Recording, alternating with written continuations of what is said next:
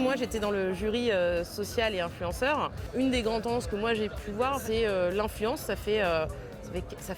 L'influence a toujours existé. Depuis 3 ans, on parle que d'influenceurs. Et en fait, on se rend compte que cette influence, elle est toujours quand même en perpétuelle évolution. On a vu un Hulu, qui est une chaîne de télé aux US, qui fait une campagne de communication avec des joueurs du NBA et qui surfe sur le fait qu'aujourd'hui, il y a quand même beaucoup de gens qui disent ouais, enfin, l'influence, vous êtes payé des millions à juste posséder des produits. Et donc Hulu qui prend ces joueurs de NBA et qui leur dit bah voilà, vous allez me faire une campagne et vous allez dire haut et fort. Donc ils arrivent, ils font bah voilà, moi j'ai été payé tout ça, je suis influenceur, j'ai pris, donc je me fais un tatou, j'ai mon goodie bag Hulu, voilà. Et qui, en fait, ils le font de façon humoristique et c'est extrêmement percutant du coup.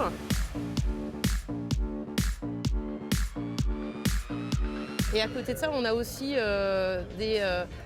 une agence en Roumanie qui veut faire la promotion d'un lait au fin fond des Carpates en Roumanie et qui va dans un village et qui prend six vieilles dames qui doivent avoir 80 ans et qui font d'elles des influenceuses. Donc c'est extrêmement ludique parce qu'elles sont... Bon, alors du coup, je ne parle pas roumain, mais elles font un blog.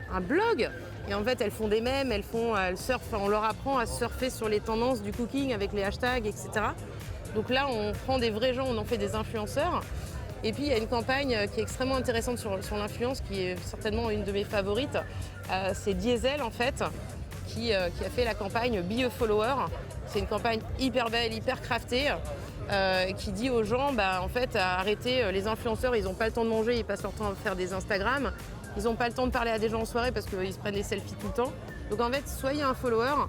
Vivez votre vie. Et ce qui est intéressant, c'est qu'ils ont poussé le truc à l'extrême, puisque au-delà de la communication, ils ont fait des vrais gens dans la vie, des ambassadeurs de Diesel, et ils leur ont permis d'ouvrir des social stores.